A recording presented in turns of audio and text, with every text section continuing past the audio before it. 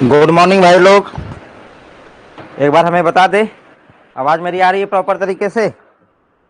और आज का लेक्चर बहुत खतरनाक लेक्चर होने वाला है भाई, हल्के में मत ले लेना आज के लेक्चर को। आज की कहानी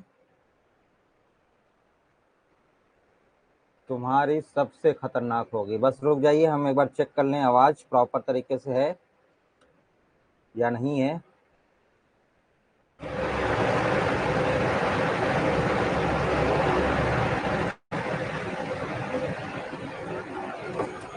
गुड मॉर्निंग भाई लोग। आज मैं बता दूं, आपका जो लेक्चर नंबर 8 होगा ये सबसे अहम लेक्चर होगा, सबसे ज्यादा इंपॉर्टेंट होगा। अच्छा, मैं हर लेक्चर में बोलता हूं कि आज वाला लेक्चर सबसे इंपॉर्टेंट होगा, तो वाकई में होता है। फिर अगला वाला जो आता है वो उससे इंपॉर्टेंट हो जाता है। तो दिन पे दिन जितने भी लेक्चर्स होते जा रहे हैं वो बहुत महत्वपूर्ण होते जा रहे हैं। तो आप ध्यान रखिएगा। आज मैं आप लोगों को रिएक्शंस के बारे में समझाऊंगा। रिएक्शंस से क्वेश्चंस डायरेक्ट उठा के दे देगा। तो चलिए बताइए, इसमें ये डाल दिया गया तो क्या प्रोडक्ट बनेगा। अब आपका दिमाग वहीं लगेगा घूमने कि अब क्या प्रोडक्ट बना दें। तो प्रोडक्ट बनाना आपको सिखाएंगे, ठीक है भाई? तो गौर से, ध्यान से, तसल्ली से आप बैठ जाएं। अब आपका लेक्चर नंबर 8 में सबसे पहले हम आपको सिखाते हैं heating effect. Heating effect, heating effect का साफ साफ अर्थ है कि अब हम पकड़ पकड़ के सबको गर्म कर देंगे। कोई भी कुछ भी चीज मिलेगी पकड़ेंगे, हीट मतलब उसको गर्म करेंगे और वहीं पे खत्म कर देंगे भाई। ठीक है, आवाज आ रही है ना प्रॉपर? एक बार क्लियर कर दीजिए कि मैं आपको दिख भी रहा हूँ बढ़िया तरीके से, आवाज आ रही है। तो शुरू किया जाए।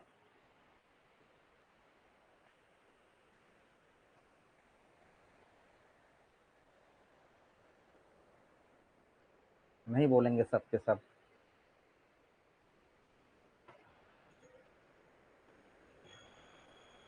हाँ ठीक। देखिए, हीटिंग इफेक्ट में सबसे पहले मैं आपको लेकर चलता हूँ, कार्बोनेट को हीट करता हूँ पकड़ पकड़ के। जितने भी आपने कार्बोनेट पढ़े हैं उन कार्बोनेट को पकड़ के हीट करता हूँ। तो सबसे पहले मैं आपको मेटल कार्बोनेट को पकड़ता हूँ, मेटल कार्बोनेट को पकड़ता हूँ और इसको पकड़ के हीट कर देता हूँ भाई।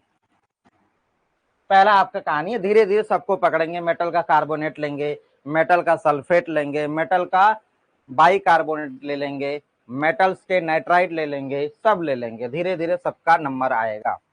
देखिए ध्यान से, अगर हमने मेटल लिया है, ठीक है भाई, मेटल कार्बोनेट है हमारा। पेन चेंज कर दे थोड़ा सा, आज बढ़िया लिखें। मेटल कार्बोनेट है आपका, कार्बोनेट, और आपने इसको हीट कर दिया। आपने इसको हीट कर दिया तो क्या बनाएगा? मेटल का ऑक्साइड बनाएगा, मेटल का ऑक्साइड बना लेगा।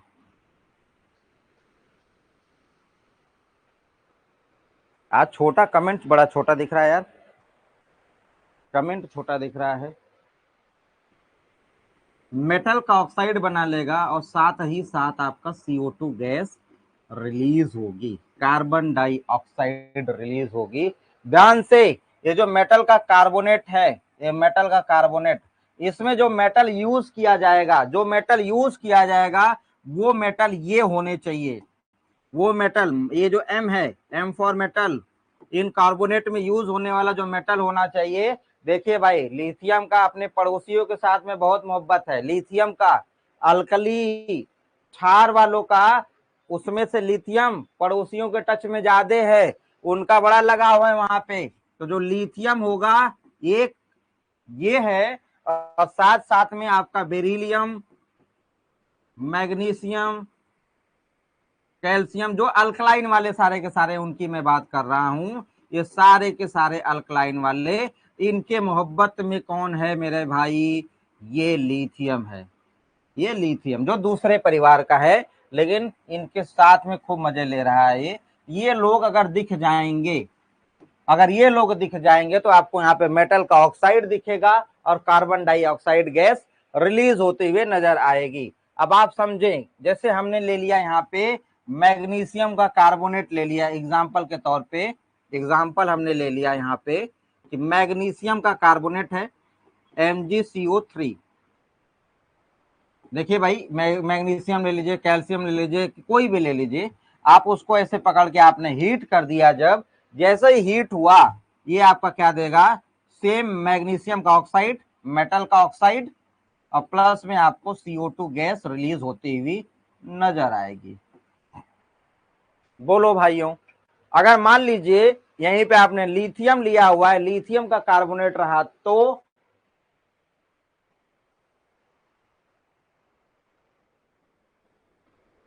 एक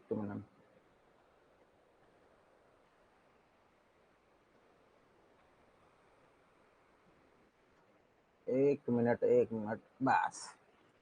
देखिए भाई, अगर हमारे पास में लिथियम का कार्बोनेट हुआ, तो देखिए भाई, लिथियम का कार्बोनेट का मतलब क्या हुआ, Li2CO3। तो Li2CO3 को पकड़ के आप गर्म कर देंगे, तो लिथियम का ऑक्साइड कैसा बनता है, Li2 बनेगा, Li2O बनेगा, और प्लस में CO2 गैस रिलीज हो जाएगी। समझ गए बात, ये है आपकी ये कहानी। तो मेरे भाइयों, कि अगर मैं कार्बोनेट में इन को गर्म कर रहा हूं, तो कुछ कहानी ऐसे ऑक्साइड बन रही हैं। आपको ध्यान देने वाली बात क्या है, आपको ये ध्यान देना है कि अगर ये हमारा मेटल कार्बोनेट है, मेटल कार्बोनेट है,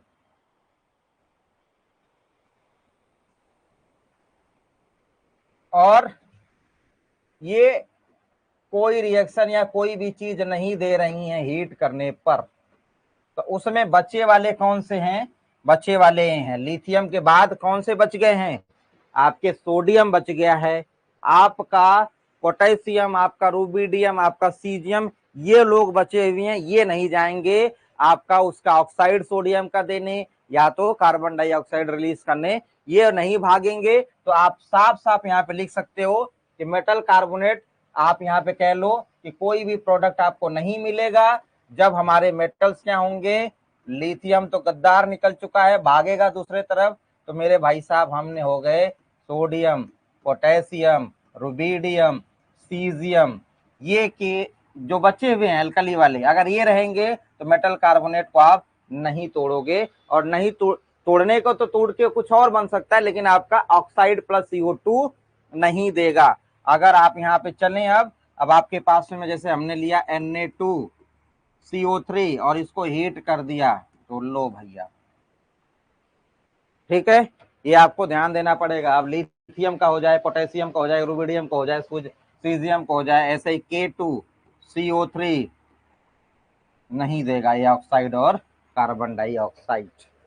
बात समझ में आ गई? तो लेकर अब आपको चलता हूं मैं मेटल के सल्फेट की तरफ। तो आपको क्या ध्यान देना है कि जो अल्कलाइन वाले हैं, जो क्षारीय मृदा धातुएं हैं, क्षारीय मृदा धातुएं पूरे के पूरे, प्लस में बगल वाला लिथियम उनके मोहब्बत में हमेशा रहेगा। आपको ध्यान होगा, कल हमने जब आपकी क्लास ली थी, कल वाले क्लास में मैंने एक बात आपको बताई थी। बात क्या बताई थी कि भाई साहब, ऑक्सीजन एयर में, हवा में, हवा से अल्कलाइन वाले सारे के सारे नाइट्राइड बना रहे थे और ऑक्साइड बना रहे थे अपने, और लेकिन इधर वाले में केवल और केवल लिथियम ही नाइट्राइड बनाया था और बाकी नहीं बनाए थे। तो लिथियम का थोड़ा पड़ोसियों पे ज्यादा इंपैक्ट है, प्रभाव है। आप कल देखे थे ये बात।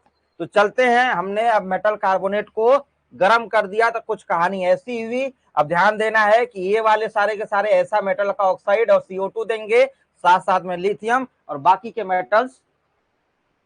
अब आगे हम आपको लेके चलते हैं मेटल का सल्फेट, मेटल सल्फेट। आप हेडिंग लगाएंगे दूसरा, मेटल सल्फेट। अब इसको पकड़ के हीट कर दीजिए। जब लिथियम का पड़ोसियों के साथ में ही मोहब्बत है, तो फिर यही काम यहाँ पे भी होगा। यहाँ कौन सा अलग होने वाला है, यहाँ पे भी नहीं होगा। सर आज इंफॉर्मेशन नहीं आया, नहीं समझा किस बात की इंफॉर्मेशन आप कह रही हैं।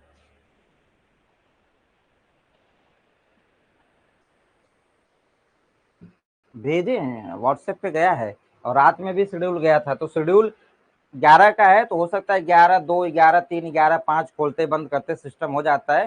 तो आप रहा करिए, अगर मान लीजिए चेंज होता है तो मैसेज तो हर जगह जाता है, अदरवाइज रात में शेड्यूल आपको मिल जाता है आपके व्हाट्सएप ग्रुप में, ठीक है।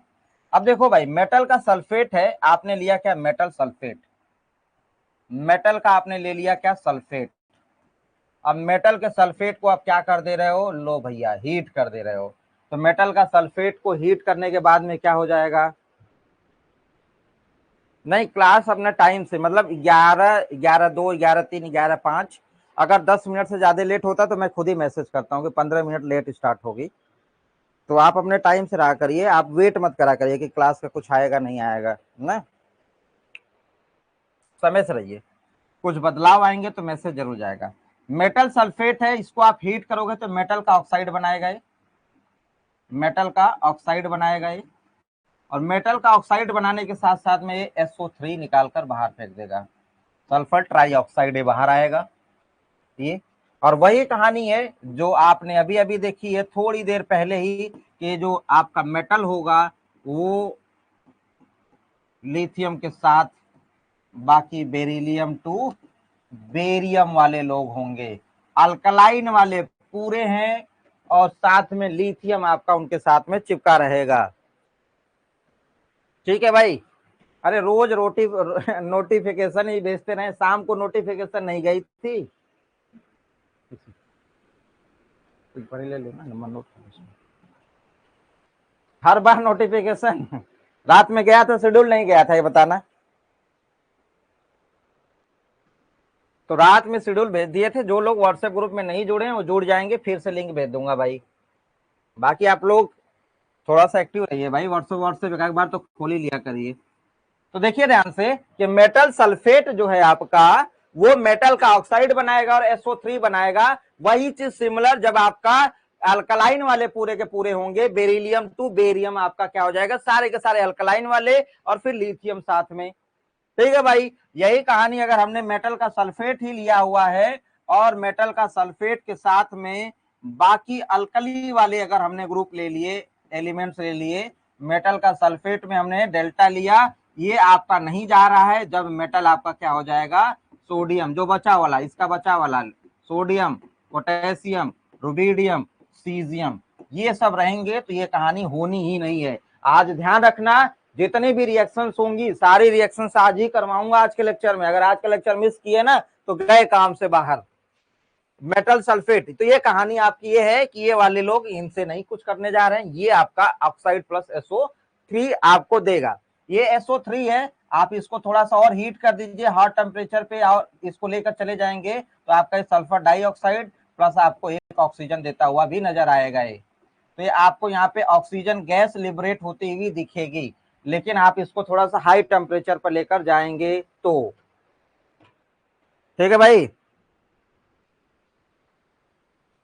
देख रहे हो यहाँ पे शायर भी आ चुके हैं यह दुनिया है बड़े जालिम, दर्द छुपाना पड़ता है, इस दिल में इतना दर्द है कि फिर भी मुस्कुराना पड़ता है। वाह भाई देवेंद्र देखे भाई, मेटल का सल्फेट है, ये कहानी आपने बना ली जैसे वहां पे थे।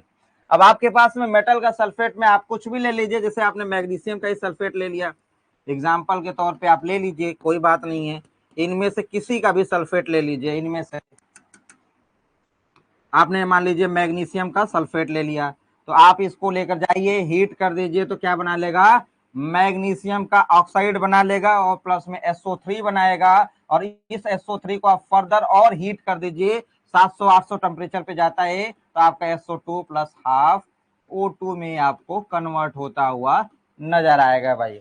तो सिमिलर ये जितने भी हैं मेटल्स, इन मेटल्स की कहानी कुछ ऐसे ही होनी है। ठीक है भाई, व्हाट्सएप ग्रुप में सभी लोगों को ऐड कर देंगे, चिंता ना करें, जिन लोगों को ऐड नहीं किया गया वो ऐड हो जाएंगे, एकदम ना परेशान हो। 700-800 टेम्परेचर रहता है लगभग लगभग, तो आप नोट करना चाहें तो नोट कर लें, 700 से 800 डिग्री सेंटीग्रेड पे।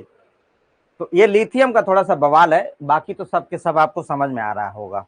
अब हम चलते हैं, जो सवाल पूछा जाता है उस सवाल की तरफ आते हैं। एक सवाल पूछा जाता है आपसे, पहले तो तीसरे नंबर पे आते हैं हम आपको लेकर। तीसरा नंबर है हमारा metal by carbonate, metal by carbonate. Metal by carbonate की कहानी क्या है मेरे भाइयों, वो ये है, मेटल हो गया, मान लीजिए हाइड्रोजन हो गया, एक कार्बोनेट, कुछ ऐसा, मेटल बाई कार्बोनेट। अब वो बैलेंस कर लीजिएगा मेटल के हिसाब से, HCO3 आपका एक ग्रुप होता है, HCO3 ये माइनस। अब इस हिसाब से अगर मेटल लगाए तो ये कैसे हो गया MHCO3। अगर मान लीजिए यहाँ पे मेटल पे 2 चार्ज है तो ये डबल ट्वाइस हो जाएगा, तो ये आपके ऊपर है भाई, इतना तो आप बेसिक समझ रहे हैं। मैंने एक जनरल ट्रेंड लिख दिया MHCO3, है ना। आप ध्यान से देखें, अब इसके अंदर का जो सवाल पूछा जाता है वो सवाल ये पूछा जाता है कि आप ये हमें बता दें कि जो लिथियम का, सोडियम का, पोटेशियम का, रुबिडियम का, सीजियम के मेटल कार्बोनेट है, ये किस फेज में एग्जिस्ट करते हैं, इनके फेजेस पूछे जाते हैं। समझ गए। आपको लिथियम का हो या सोडियम, लिथियम मतलब अल्कली ग्रुप हो या अल्कलाइन ग्रुप हो, क्षार धातुएं हो या क्षारी मृदा धातुएं होंगी, उन सब में प्रोडक्ट सबका समान बनेगा, प्रोडक्ट में कोई तकलीफ नहीं है। लेकिन आपसे ये पूछा जाता है कि इनमें से बता दीजिए 4 ऑप्शन में 3 ऑप्शन आपको दे दे सॉलिड फेज का, एक ऑप्शन दे दे एक्वस फेज का, तो आपसे कह दे कि बताइए इन चारों बाइकार्बोनेट में कौन सा एक्वस फेज का है या फिर कौन सा सॉलिड फेज का है। तो गौर से सुनिएगा और नोट करिएगा कॉपी में। आप यहाँ पे आपको क्या ध्यान रखना है ना, यहाँ पे आपका क्या ध्यान रखना है, ध्यान ये रखना है आपको कि जो अल्कली मेटल्स होते हैं जैसे लिथियम, आपका sodium, lithium, sodium, potassium, rubidium और आपका जो सीजियम है, जो अल्कली मेटल्स होते हैं मेरे भाई, इनके बाइकार्बोनेट, इनके बाइकार्बोनेट, इनके बाइकार्बोनेट एक्वस फेज में होते हैं।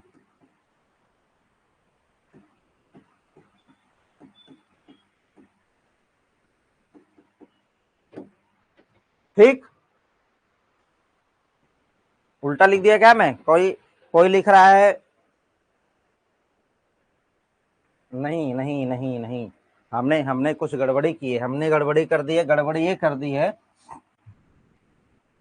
लिथियम के साथ में कौन बैठे हुए हैं, बेरिलियम वाले, ध्यान से सुनो, लिथियम के साथ में कौन घुस रहा है, बेरिलियम वाला ग्रुप, बेरिलियम बेटा मांगे, बेरिलियम वाला ग्रुप बेटा मांगे कार स्कूटर, ये वाले ग्रुप जो अल्कलाइन है, ये वाले आपका एक्वस फेज में है, बेरिलियम और बाकी लिथियम, बेरिलियम टू बेरियम, ये वाले जो हैं इनके बाइकार्बोनेट एक्वस फेज में होंगे। जो हमने एक सेंटेंस बोला था कि अल्कली और अल्कलाइन, उसमें जो आप हमेशा करते आ रहे हो कि लिथियम बार बार जाके घुस रहा है किसके साथ में, अल्कलाइन वाले के साथ में, तो जो अल्कलाइन ग्रुप है और साथ में इंक्लूडेड टू लिथियम, ये सब के सब एक्वस में आपको बाइकार्बोनेट दिखाएंगे। और रिमेनिंग जो मेटल्स आपको दिख रहे हैं, सोडियम, पोटेशियम, रुबिडियम, सीजियम, इनके अगर बाइकार्बोनेट दिखेंगे तो आपको ये सॉलिड फेज में दिखेंगे। तो रिमेनिंग वाले में लिथियम का लेकर छोड़ दिया है आपने, तो रिमेनिंग कौन सा हो गया, सोडियम हो गया, आपका पोटेशियम हो गया, आपका रुबिडियम हो गया और आपका सीजियम हो गया। तो सोडियम, पोटेशियम, रुबिडियम और सीजियम, इनके जो बाइकार्बोनेट होंगे, इनके बाइकार्बोनेट, इनके बाइकार्बोनेट सॉलिड फेज में होंगे।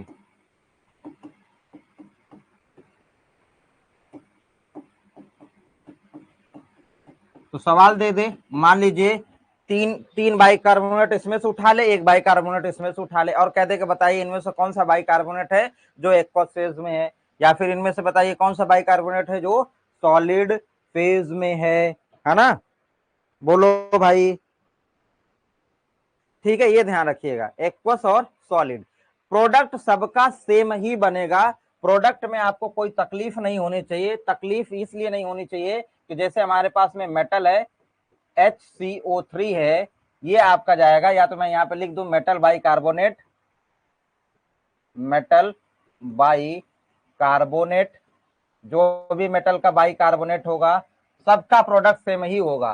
तो मेटल का कार्बोनेट बनाएगा, वो मेटल का कार्बोनेट बनाएगा और मेटल के कार्बोनेट के साथ में वो कुछ रिलीज करेगा, कार्बन डाइऑक्साइड गैस निकालेगा और H2O साथ में बाहर निकल जाएगा, पानी और CO2 गैस निकलेगी। ये मेटल बाइकार्बोनेट के चाहे आप सॉलिड वाला लो चाहे आप एक्वस वाला लो, प्रोडक्ट में किसी का कोई चेंजेस नहीं देखने को मिल रहा है।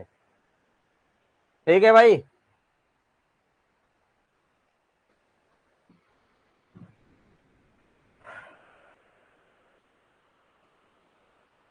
कंडीशन डिपेंड्स, नहीं समझा क्या कह रहे हो शिवानी आप?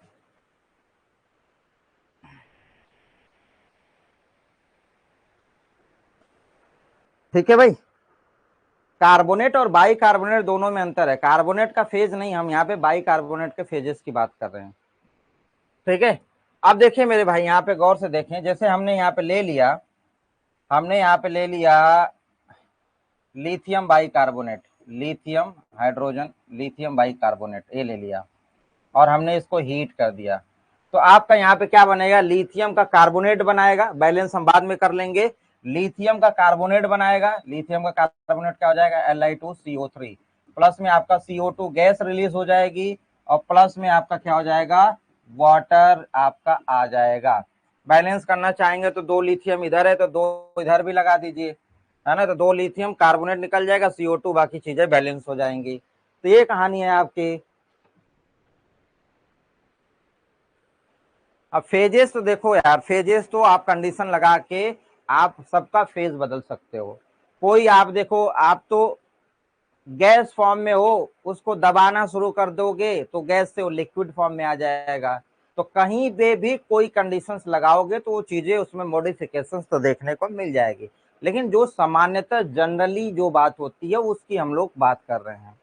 कंडीशंस तो किसी पे भी लगाया जा सकता है। आप ही को मैं ऐसे दबा दूं पिचक जाओगे, है ना, सिलेंडर सिलेंडर के फॉर्म में हो, अभी कैसा हो जाओगे, चिपट के सिलेंडर के फॉर्म में। हाँ ठीक है, बैठे बैठे आदमी सिलेंडर ही हो रहा है। बोलो भाई। तो ये जो है यहाँ पे, ये लिथियम एल्युमिनियम में ये जो है हमारा, ये क्या है, कौन सा फेज में है, ये एक्वस फेज में। और एक्वस फेज में कोई चीज होती है, पानी है, तो उसको आप बॉयल के नाम से बोल सकते हो कि यहाँ पे बॉयल हो रहा है। कि अगर ये कह दे कि लिथियम बाई कार्बोनेट को बॉयल कर दिया जाए तो बॉयल ही हो जाएगा वो, है ना। बोलो भाई। एक्वस है तो बॉयल हो जाएगा और सॉलिड है तो हीट करो। तो आपको कहीं कहीं कभी कभी बॉयल लिखता हुआ नजर आएगा कि बॉयल, बॉयल का मतलब आप समझ गए कि वो पानी टाइप का कुछ है, वो ये हो जाएगा, है ना। ये हो गया आपका मेटल बाई कार्बोनेट की कहानी। अब अगली और चौथी कहानी, हमने एक कार्बोनेट देख लिया, एक सल्फेट देख लिया, एक बाई कार्बोनेट देख लिया। अब हम आपको लेके चलते हैं नाइट्राइट की तरफ। ठीक है भाई।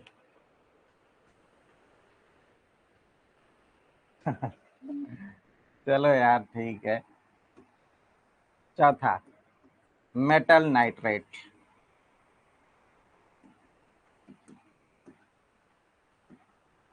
ये मोस्ट इंपॉर्टेंट, वैसे तो इंपॉर्टेंट सारा ही है और मैं हर लेक्चर को ही बोलता हूँ मोस्ट इंपॉर्टेंट, लेकिन मोस्ट इंपॉर्टेंट में भी ये वेरी वेरी मोस्ट इंपॉर्टेंट हो जाएगा, मेटल नाइट्रेट।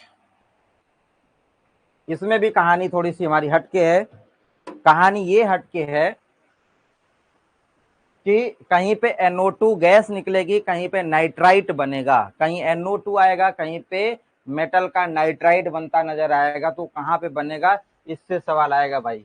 ध्यान से देखिएगा, जो भी मेटल के नाइट्रेट थे, आपके जितने भी मेटल के आपने नाइट्रेट पढ़े थे, वो सारे के सारे मेटल के नाइट्रेट की कहानी यही है। मेटल लीजिए, या फिर मैं लिख देता हूँ, मेटल नाइट्रेट लिख देता हूँ। मेटल नाइट्रेट लिया, हीट किया, ठीक है भाई, मेटल का ऑक्साइड आप दे दीजिए, मेटल के ऑक्साइड दे दीजिए, आप NO2 गैस दे दीजिए और आप थोड़ा बहुत ऑक्सीजन भी निकालते हुए नजर आइए। ये यहाँ पे जो मेटल आपने यूज किया, इस मेटल नाइट्रेट में यूज होने वाला मेटल वही कहानी है कि लिथियम का पड़ोसियों से मोहब्बत है तो रहेगा रहेगा, बाकी पड़ोसी हैं इसमें, बेरिलियम टू बेरियम तक का ये पड़ोसी लोग हैं जो ऐसा कांड करेंगे।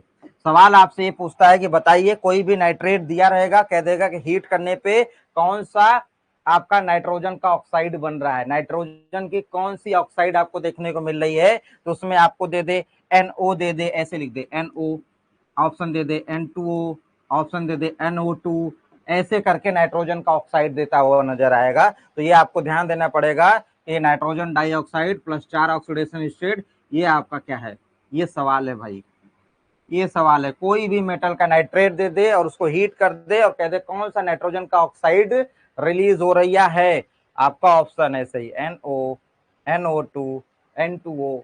तो आपको ध्यान देना पड़ेगा। और ये आएगा कब, जब लिथियम और बेरिलियम तो बेरियम वाले होंगे, तब उनके केसेस में ये बनेगा। अब लिथियम के बाद में जितने सोडियम, पोटेशियम, रुबिडियम, सीजियम है, वो ये बवालबाजी नहीं करने जाएंगे, उनका अलग ही कहानी होगा, उनका अलग ही कहानी होगा। तो इसको एक बार आप अपने कॉपी में नोट कर लीजिएगा भाई।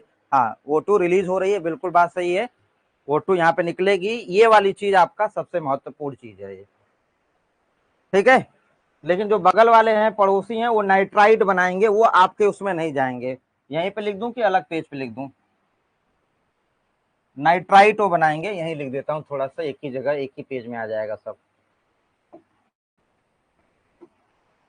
मेटल का नाइट्रेट है, नाइट्रेट मेटल का नाइट्रेट है, आप इसको हीट किए हो तो ये आपका देगा मेटल का नाइट्राइट दे देगा, और प्लस में ऑक्सीजन गैस ये निकालता हुआ नजर आएगा। और यहाँ पे मेटल के नाइट्रेट में आपके जो M होने चाहिए वो बचा वाला, लिथियम के बाद में जो बच गए हैं, कौन कौन से, सोडियम और पोटेशियम, रुबिडियम और आपका सीजियम, ये भाई लोग क्या करेंगे, ये नाइट्रेट ऐसा बनाता हुआ, नाइट्राइट ऐसे बनाता हुआ नजर आएगा।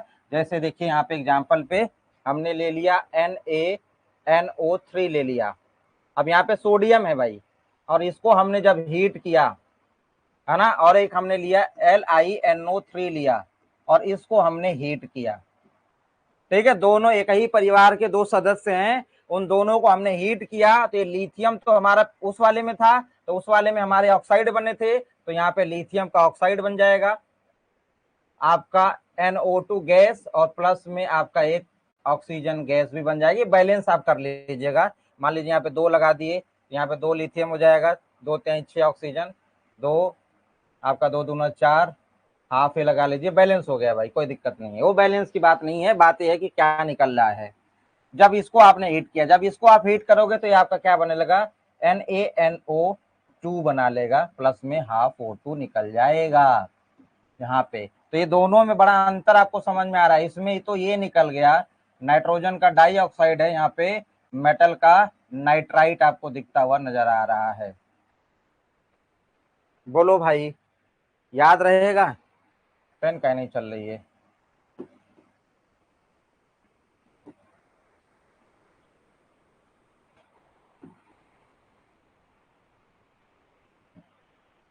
याद रहेगा। NO2 कहाँ पे निकलेगा और मेटल का नाइट्राइट कहाँ पे निकलेगा, ये तो क्लियर हो गया भाई।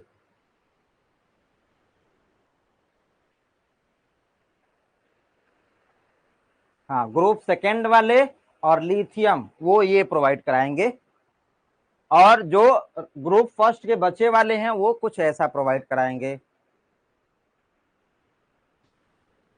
बोलो भाई,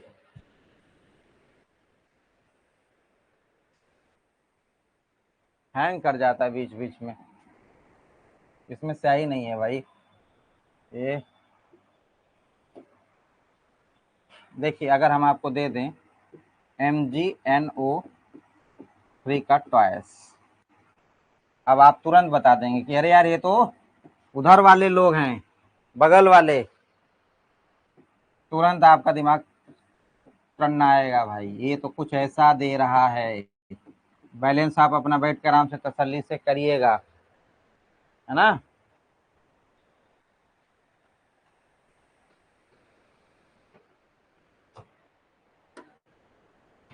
समझ गए भाई। अगर हमने यहीं पे पोटेशियम का ले लिया KNO3, KNO3, और इसको घसीट दिया पकड़ के, तब अब ये कहाँ है, ये है कहाँ, लिथियम वाले परिवार में, है ना भाई। बोलो, हाँ, KNO2, बिल्कुल करेक्ट। अब पकड़ने लगे हो भाइयों, अब पकड़ने लगे हो।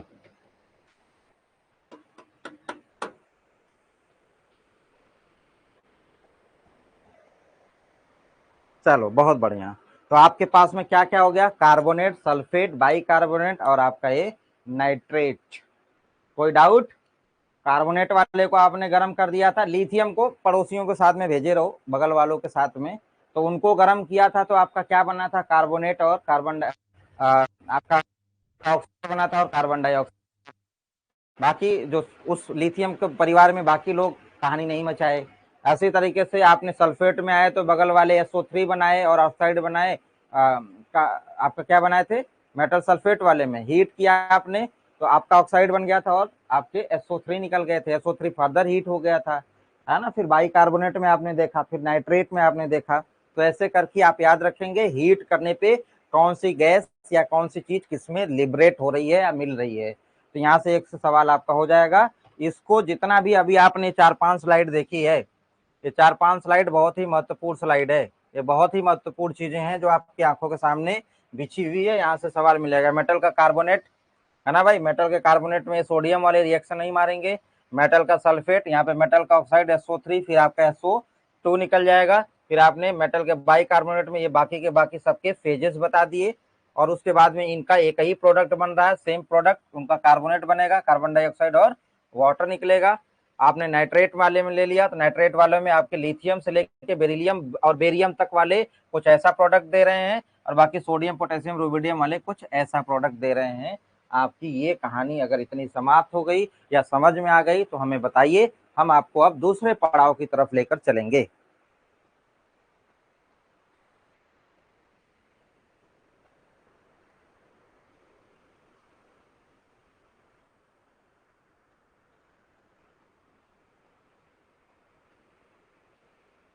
लिथियम ऐसा क्यों कर रहा है, कोई फैक्ट है क्या? तो लिथियम देखो, आप जब बेरिलियम टू बोरान की तरफ भागोगे, देखो यार इसमें क्या है ना, थोड़ा सा फैक्ट का मतलब ये ना,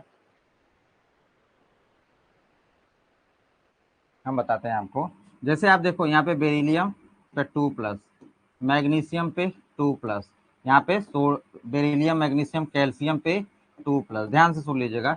अब ये 2+2+ आता गया इन पे 2+। इसका मतलब है कि इनकी चार्ज डेंसिटी जो है, चार्ज डेंसिटी इनकी बढ़ गई है ना।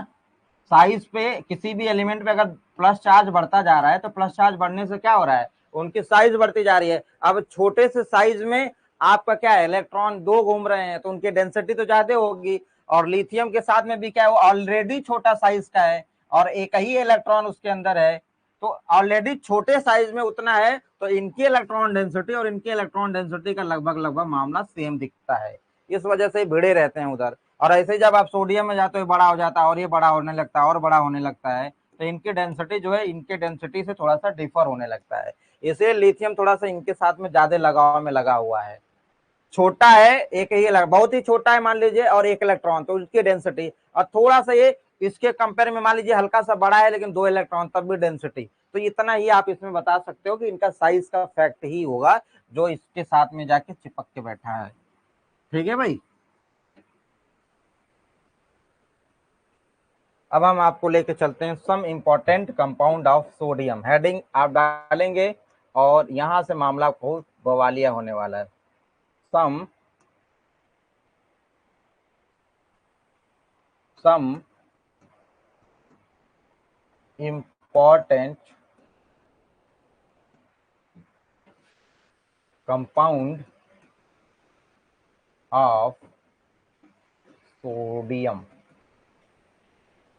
सोडियम के कुछ इंपॉर्टेंट कंपाउंड है, वो आपको भाई पढ़ना है। ये तो बहुत ही बेसिक सी चीजें हैं, आपको तो रटना चाहिए था, लेकिन मैं कोशिश करूंगा आपको हल्का फुल्का समझाने का।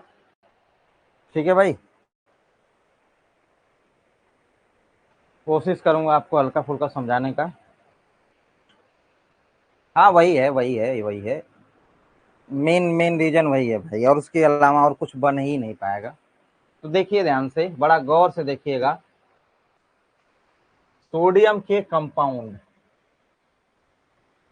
सोडा, सोडा, सोडियम से जहां पर भी सोडियम दिखे वहां पे आप सोडा समझिएगा। कास्टिक सोडा, कास्टिक सोडा, जहां जहां सोडा दिखेगा वहां सोडियम आपको दिख रहा है भाई। आपका कास्टिक सोडा आपको दिख गया, तो कास्टिक सोडा को आप लोग कहते हो मेरे भैया NaOH, NaOH। बहुत ही खतरनाक, बहुत ही खतरनाक, इंपॉर्टेंट, इंपॉर्टेंट, NaOH। अब मुझे एक बात बता दीजिए, जो खाने वाला सोडा होता है बेकिंग सोडा, घर में खाना कौन बनाता है? मान लीजिए आप बहुत बहुत अंबानी परिवार से हैं, तो खाना कौन बना रहा होगा वहां पे? Baking soda. खाना कौन बनाता है भाई? बाई बनाती है, बाई बाई बाई। तुम्हारे घर पे खाना कौन बनाता है? मम्मी बनाती है? कहते हैं बाई खाना बनाती है ना। हमारे घर पे बाई खाना बनाती है, ऐसे बोला करो फोन पे, तब तक पीछे से आएगा चड़ाक से एकदम, बिल्कुल है। तुमको बाई समझ में आ रही हूँ मैं? हैं? अपने फोन पे अपने फ्रेंड को डिंगा मारते रहना। हमारे यहाँ तो खाना बनाती है हमारी बाई, हम तो लेटे रहते हैं, तब तक पीछे से क्या आएगा? उड़ता हुआ हवाई चप्पल, है ना भाई। तो बाई बाई बाई का मतलब हुआ यहाँ पे बाई, बाई बनाती हैं मान लो खाना, तो बाई हुआ। तो कौन सा by? Sodium, sodium by carbonate, sodium by carbonate लिख दूं यहाँ पे, सोडियम बाई कार्बोनेट। और सोडियम बाई कार्बोनेट का फॉर्मूला आपको तो पता है, NaHCO3। ये जो बाई है, खाना बनाने वाली बाई, उस बाई से आप समझिएगा खाने वाला सोडा, और खाने वाले सोडा को आप लोग बेकिंग सोडा कहते हो, जिसका फॉर्मूला NaHCO3 है। और ये कहानी आपसे मैं इसलिए कह रहा हूं कि डायरेक्ट आपसे फॉर्मूला भी पूछ लेगा, डायरेक्ट आपसे फॉर्मूला पूछ लेगा भाई, ठीक है।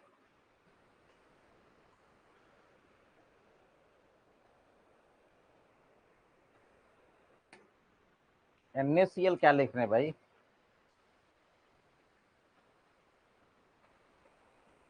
उड़ता चप्पल कितने पाए हो? उड़ता चप्पल पाए हो कि नहीं? हाँ भाई, उड़ता चप्पल मिला है? नहीं पाए हो तो बहुत, फिर तो तुम किसी लायक नहीं हो। अब आपके बाद में आया भैया कि आपको कपड़ा धोना है, तो कपड़ा धोना है तो आप भाई आप सोडा ले आओगे, तो वॉशिंग सोडा। तो आपको मतलब पानी बर्बाद करना है, तो एक तो शर्ट धुलनी हुई तो 10 बाल्टी पानी यूज कर लिया आपने, एक ही शर्ट को धुलने के लिए आपने 10 बाल्टी पानी ले लिया मेरे भैया, तो लो 10 बाल्टी पानी दे दिया, और आपके पास में Na2CO3, Na2CO3 इंटू 10H2O आपका क्या हो जाएगा? वॉशिंग सोडा होगा। अब देखो भाई, हाइड्रोजन इसके साथ में लगा था, हाइड्रोजन यहाँ पे लगा हुआ है, इस बार हमने हाइड्रोजन को अलग कर दिया, तो इधर कहीं हाइड्रोजन वाइड्रोजन है ही नहीं, तो आपका क्या हुआ कि सोडियम कार्बोनेट का एक्वस फॉर्म है, hydrated form of sodium carbonate, इसी को आप लोग कहते हो वॉशिंग सोडा कहते हो भाई, है ना। वॉशिंग सोडा, बेकिंग सोडा और कास्टिक सोडा। एक होता था, एक आता था ना प्रचार, वॉशिंग पाउडर निरमा, दूध की सफेदी निरमा में आए, देखे हो? हाँ भाई।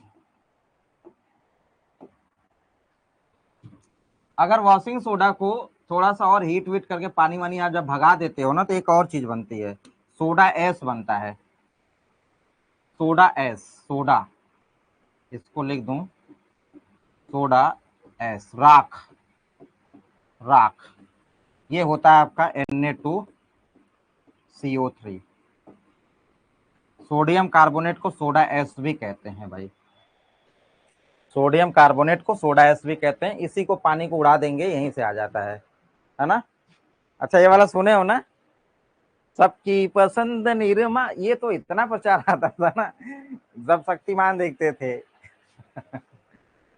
अरे भाई साहब, ये तो अल्टीमेट प्रचार था।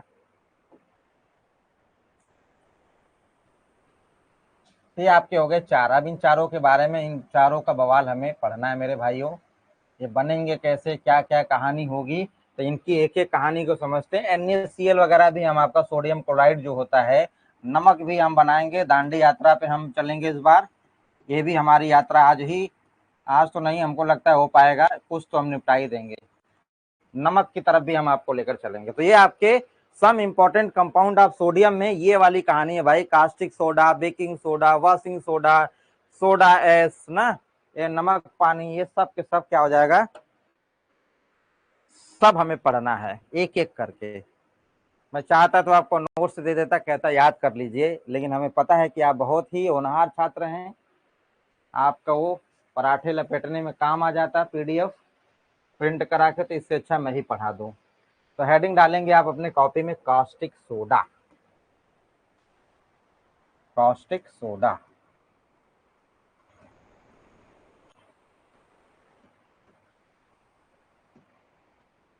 एक खतरनाक चीज है भाई, ये आपका बवाल है। NaOH पूरा बवालिया चीज है ना। हाइपो को अलग करा देंगे भाई, हाइपो अलग करा देंगे, Na2H2 हाइपो को अलग करा देंगे, बाकी चीजें भी हो जाएंगी। कुछ आप भी कर लीजिए प्रियंका। नहीं तो हाइपो भी बता देंगे भाई, क्या चिंता कर रहे हो। अब जो ये चल रहा है बड़ा बोरिंग सा चल रहा है, इसलिए मैं कह रहा हूँ कि थोड़ा सा ध्यान से भाई, हल्का सा बस आपको ध्यान देना है। हमने लिया एक डब्बा, कंटेनर, देखिए भाई, एक हमने लिया कंटेनर, कंटेनर के अंदर हमने भर दिया ब्राइन सोल्यूशन, यहाँ पे हमने डाल दिया, यहाँ पे कंटेनर में ब्राइन सोल्यूशन। ब्राइन सोल्यूशन जैसे आएगा दिमाग में, आप ये समझ जाएंगे saturated solutions of NaCl, NaCl का सेचुरेटेड फॉर्म। अच्छा, आपको एक सवाल का जवाब आपसे मांगूंगा, आप बाद में दीजिएगा, अभी मत दीजिएगा, अभी तो मैं पढ़ूंगा मैंने आपका कमेंट। कि जो ब्राइन सोल्यूशंस होता है मेरे भाई, वो क्या सवाल पूछता हूँ, ये आपका क्या है, brine solution, brine solution. Brine solution होता है saturated form of, saturated form of NaCl solution. मान लीजिए कोई पानी लिया है, उसी पानी में आप नमक घोले, पूरी तरीके से डिजोल्व हो गया, फिर नमक घोले डिजोल्व हो गया, नमक घोले डिजोल्व हो गया, घोलते घुलते घुलते घुलते अब वो सेचुरेट हो गया, आप नमक डालेंगे, अब डिजोल्व नहीं होगा वो, तो वो वाला जो कंडीशन है उसको कहते हैं ब्राइन सोल्यूशन कहते हैं, है ना।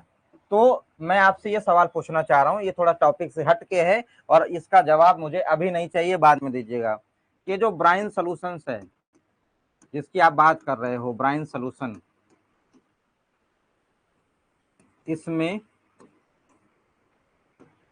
कितने नंबर ऑफ फेजेस का एग्जिस्टेंस है।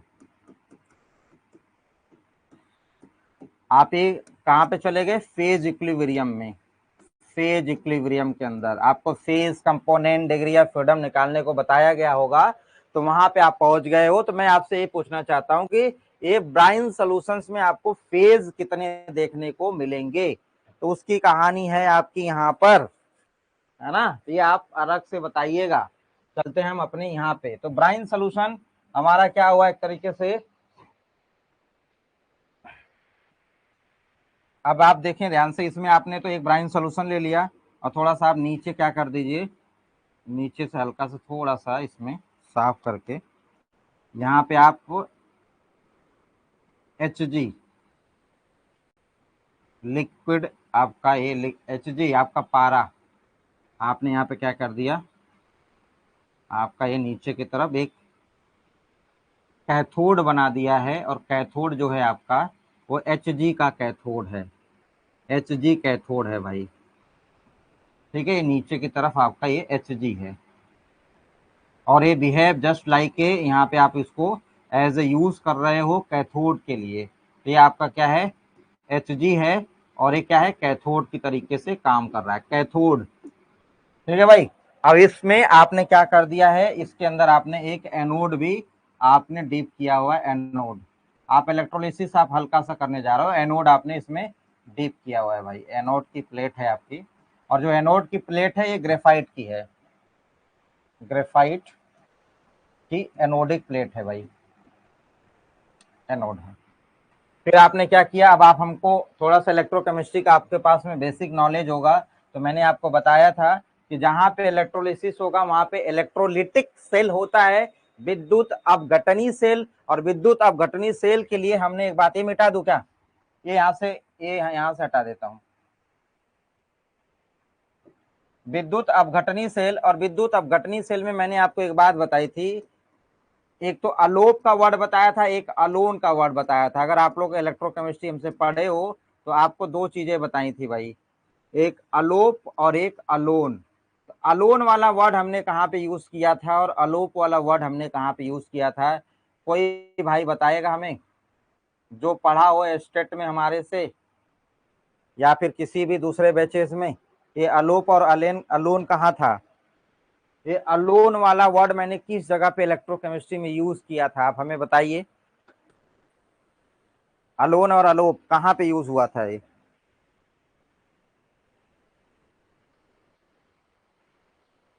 बताइए। इलेक्ट्रोकेमिकल, हाँ बिल्कुल बात सही है, ये आपका इलेक्ट्रोकेमिकल जो सेल था, इलेक्ट्रोकेमिकल सेल, जिसको आप लोग कहते हो विद्युत रासायनिक सेल ना, विद्युत रासायनिक, ये वहां पे यूज हुआ था अलोन का वर्ड, और ये आपका अलोप का वर्ड कहाँ पे यूज होगा, विद्युत अपघटनी पे।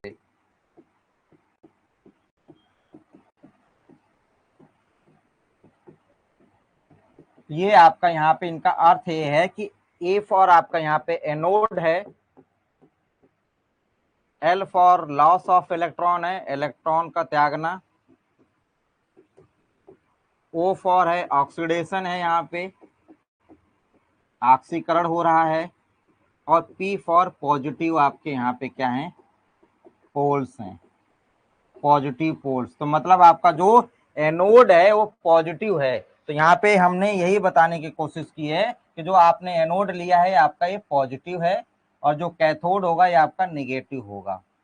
ठीक है भाई, अब इस एनोड और कैथोड को आप जोड़ दीजिए, इसको मैं थोड़ा सा साइड में कर देता हूँ छोटा करके, आप इसको जानते हैं इलेक्ट्रोकेमिस्ट्री में, आपको मालूम है ये बात, इसको किनारे लिख देता हूँ, साइड में कर देता हूँ। तो आप यहाँ पे इनको क्या कर दीजिए, जोड़ दीजिए भाई, प्लस को माइनस से ऐसे ऐसे इसको क्या कर दिया आपने, ऐड कर दिया, ये आपका माइनस है, ये आपका प्लस है। अब इतना आपने सेटअप तैयार कर लिया। अब इस सेटअप को तैयार करने के बाद, इस सेटअप को आप तैयार करने के बाद आप ये समझ पा रहे हैं कि अब ये ब्राइन सोल्यूशन है तो नमक ही, और नमक के अंदर क्या चीज होती है मेरे भाइयों, आप हमें बताएंगे, तो आप तो यही कहेंगे ना कि नमक के अंदर हमारे पास में Na प्लस और Cl माइनस, यही होगा, Na प्लस और Cl माइनस होगा, बिल्कुल पक्की बात है। तो अगर ये जो प्लस वाली चीज है, ये जो प्लस वाली चीज है, ये भागेगी किधर, नेगेटिव की तरफ भागेगी, तो इसका मतलब है कि जो सोडियम है ये सोडियम भाग कर जाएगा किधर, कैथोड की तरफ भागेगा, और ये जो हमारा ये है क्लोराइड आयन वो किधर भाग कर जाएगा, एनोड की तरफ भाग कर जाएगा। तो ये हमारा जो Na है, Na प्लस, अब ये क्या होगा, कैथोड पे ऑलवेज क्या होता है, रिडक्शन होता है ना, अब चयन कहाँ पे होता है, कैथोड पे होता है, तो आप यहाँ पे कैथोडिक रिएक्शन लिखने जा रहे हैं, आप यहाँ पे लिखने जा रहे हैं कैथोडिक रिएक्शन, कैथोड। तो कैथोड पे आपका भाग कर गया मेरे भाई क्या, सोडियम का आयंस गया है, और वहां पे होगा क्या, आपका ये कैथोड है, Hg आपका क्या है, कैथोड, और ये हो क्या रहा है यहाँ पे, सोडियम क्या हो जा रहा है, सोडियम न्यूट्रलाइज हो जा रहा है, और Hg देखो ध्यान से सुनना, ये सोडियम जो है इलेक्ट्रॉन खाकर न्यूट्रलाइज हो गया, अपचयन हो गया, अब अपचयन हो गया, न्यूट्रलाइज होके ये जो आपका ये नीचे की तरफ Hg है, इसी Hg में जाके समाहित हो जाएगा, इसी Hg में जाके एकदम बिल्कुल समाहित हो जाएगा। तो ये जो Hg में सोडियम गया, सोडियम अमलगम जाके बोला जाएगा, एक तरीके से एलॉय आप लोग पढ़े होंगे। तो यहाँ पे आपका सोडियम और ये आपका Hg, तो ये आपका क्या है, सोडियम अमलगम जिसको आप लोग कहते हो, सोडियम अमलगम, सोडियम अमलगम, ये आपको इसमें आके बैठ जाएगा सोडियम अमलगम। अब आपके पास में क्या है कि सोडियम अमलगम है, आप इसको क्या करिए, यहां से निकालिए, छान कर इसमें से बाहर निकालिए और उसको ले जाके पानी में टप से छोड़ दीजिए। आपने इसको पानी में जैसे ही छोड़ा, अब ये क्या होगा, आपका Na, और ये पानी में गया। जैसे ही पानी में गया तो आपको पता है कि जब भी मैंने रिएक्शन करवाई आपसे तो कहा कि इसको पहले आप आयनाइज फॉर्म में तोड़ लिया करिए अपने आप को समझने के लिए। और यहाँ पे देखो, ये तो आपका कैथोडिक मटेरियल है, और यहाँ पे मेटल का कार्यक्रम क्या होता है, मेटल चाहता है कि हमेशा अपने इस फॉर्म में रहे हो, है ना, मेटल इसी फॉर्म में चाहता है कि अपने इलेक्ट्रॉन देने की फिराक में रहता है, M+ में रहेगा। तो इसका OH, ये जो OH- है और ये जो Na+ है, ये क्या कर लेगा मेरे भाई, ये बना लेगा NaOH, कास्टिक सोडा। और उसके बाद में जो ये H+ है और ये जो इलेक्ट्रॉन है, इस इलेक्ट्रॉन को H+ खाकर क्या कर लेगा, हाइड्रोजन गैस बाहर निकाल देगा, H2 गैस इसमें बाहर हो जाएगी।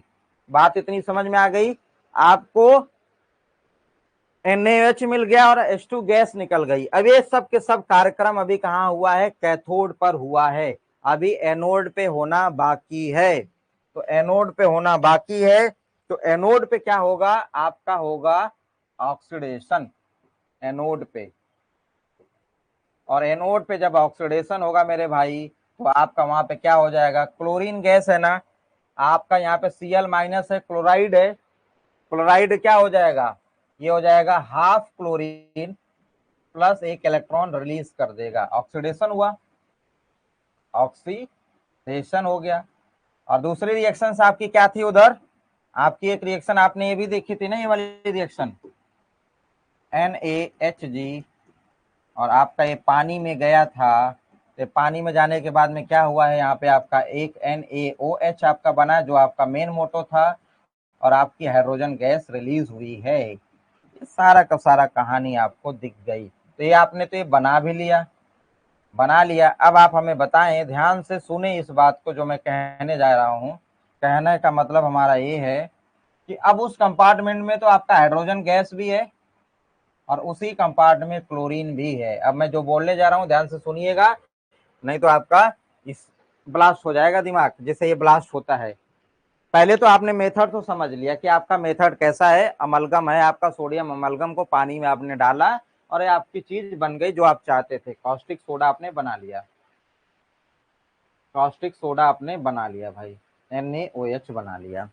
अब देखिए उसी कंपार्टमेंट के अंदर हाइड्रोजन गैस, ये सुनिएगा ध्यान से और ये आपको जाके पढ़ना भी है, आप अपनी किताब उठाइएगा और किताब में जाके पढ़िएगा कि अब इसी चीज में हाइड्रोजन गैस भी है, लिबरेट हो रही है, गैस के फॉर्म में आपकी निकल रही है, जो कि कैथोड पर है, और एनोड पर आपकी क्लोरीन गैस भी निकल रही है। तो क्लोरीन गैस और हाइड्रोजन गैस एक फोटोकेमिकल रिएक्शन आप लोग पढ़े हो ना, ये फोटोकेमिकल रिएक्शंस करके HCl बनाने लगते हैं, और ऐसी रिएक्शन जो फोटोकेमिकली जा रही है वहां पे आपको ऊर्जा ज्यादा निकलने लगेगी, आपका सिस्टम होने लगेगा, ब्लास्ट करने लगेगा। क्लोरीन गैस और हाइड्रोजन गैस को अगर आपने डायरेक्ट टच कराना शुरू कर दिया तो, और ये टच कराने की पॉसिबिलिटीज है क्योंकि एक ही कंपार्टमेंट के अंदर क्लोरीन गैस भी निकल रही है और H2 गैस भी निकल रही है। तो इसीलिए ये जो प्रोसेस है, इस प्रोसेस में हम लोग थोड़ा सा आगे चल के मॉडिफाई करते हैं, और मॉडिफाई करके मेम्ब्रेन्स टाइप का कुछ लगाते हैं। उससे क्या होता है, क्लोरीन गैस आपका, अब देखो, अब यहाँ पे क्लोरीन गैस है और यहाँ पे आपका क्या Na है, अब ये आगे चल के कुछ ऐसी भी कहानी बना सकता है, NaOCl, है ना, सोडियम पर क्लोरेट भी बना सकता है, सोडियम पर क्लोरेट पॉसिबिलिटी है भाई, सोडियम पर क्लोरेट बनाने की भी पॉसिबिलिटी है, ये भी पॉसिबिलिटी है। अगर क्लोरीन को इसके टच में हम अगर लाना शुरू कर दिए तो ये, जो कि हमारे लिए कोई यूजफुल है ही नहीं, हम तो NaOH बना रहे हैं, और ये Cl और इससे टच में आ गया तो HCl भी बनाने की पॉसिबिलिटी है, फोटो रिएक्शंस आपकी हो जाएगी, इसकी भी पॉसिबिलिटीज है। है ना भाई। ये बहुत तरीके की आपको क्या देखने को मिलेगा, बाई प्रोडक्ट देखने को मिलने लगेगा और बहुत घातक घातक रिएक्शंस होने लगेंगे, बवाल मच जाएगा वहां पे। तो ऐसी चीजों के लिए फिर हमें क्लोरीन के लिए अलग रास्ता देना पड़ेगा, हाइड्रोजन के लिए अलग रास्ता देना पड़ेगा, हाइपोक्लोराइड। क्या हाइपोक्लोराइड मतलब, नहीं समझा, क्या कह रहे हो? मैं जो समझाना चाह रहा हूँ समझे या नहीं समझे, ये पहले बताओ।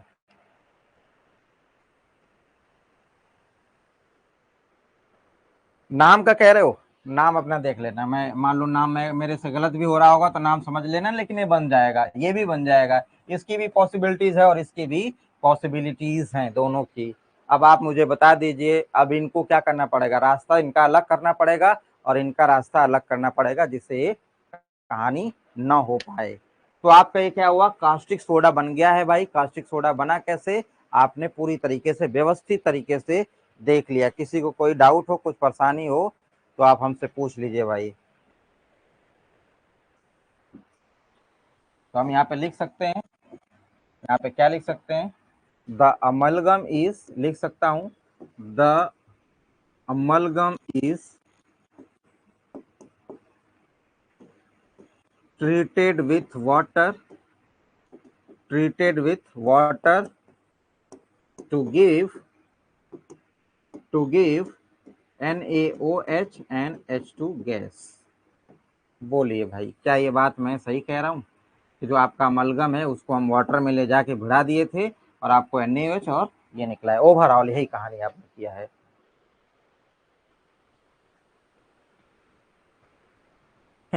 अब ये distil water, double distil water, tap water, इसका मत जिक्र करिए भाई, बहुत अलग कहानी है इन सब चीजों की। पानी में भी बहुत वेराइटीज है। नॉर्मल आप पानी से वॉश कर दीजिए। वैसे कोई भी चीज होती है डिस्टिल वाटर से ही आपको धुला जाता है, जो भी आप एक्सपेरिमेंट करते हो। नॉर्मल टैप पानी से डोलोगे इतनी इम्प्यूरिटीज होगी, बुझ जाएगा ना। तो डिस्टिलेशन करा किया जाता है पानी का, जितनी इम्प्यूरिटीज होती हैं उनको हटाया जाता है। तो डिस्टिल वाटर आप यूज कर सकते हो और लैब में वही यूज होता है, डिस्टिल वाटर ही यूज होता है किसी भी चीज की। जब आप, जैसे मान लीजिए आपने कुछ बनाया है और उसमें आपने एसिड बेस यूज किया है, तो कुछ न कुछ मात्रा में एसिड भी होगा, कुछ न कुछ मात्रा में बेस भी होगा। तो जब आप उसकी वॉशिंग करते हो तो लेबोरेटरी के अंदर आपको डिस्टिल वाटर ही यूज करना होता है। उसमें जो भी इम्प्यूरिटीज होती हैं आप उसको डिस्टिलेशन में, डिस्टिलेशन एक प्रोसेस होता है, उससे आप इम्प्यूरिटीज दूर करके उस पानी का यूज करते हो। वो पानी पीने योग्य नहीं होता है। ठीक है भाई। तो आपने NaOH तो बना लिया भाई। आज की कहानी आपकी NaOH तक की, आज की कहानी आपकी NaOH तक ही होगी। अब मैं आपको इसके आगे की कहानी बाद में बताऊंगा। वो कहानी होगी इनकी प्रॉपर्टीज की, NaOH किससे रिएक्ट करेगा तो क्या बनाएगा। ठीक है। और NaOH को बहुत सारे मेटल्स में, जैसे हमने जिंक डाल दिया NaOH में, क्या होगा, हमने सिलिकॉन डाल दिया तो क्या होगा, SN डाल दिया, टीन डाल दिया तो क्या होगा, है ना। तो ऐसे कर करके लेड डाल दिया तो क्या होगा। तो अगर हम NaOH में बहुत सारे मेटल्स, नॉन मेटल जो भी हम डालना शुरू करें और क्या रिएक्शन आपकी बनेगी, उस रिएक्शन पे हम लोग चर्चा करेंगे, वो भी इंपॉर्टेंट होगा आपका। ठीक है भाई। तो चलिए आज के लिए अभी इतना ही रखते हैं, फिर मुलाकात आपसे होगी जस्ट इसके आगे का। तो इस सेशन को छोड़िएगा मत, NaOH आपका इंपॉर्टेंट है। आपका NaOH का ये वाला सेशन, इसके आगे वाले सेशन सब इंपॉर्टेंट है। जल्दी आपका इस ब्लॉक कंप्लीट हो जाएगा।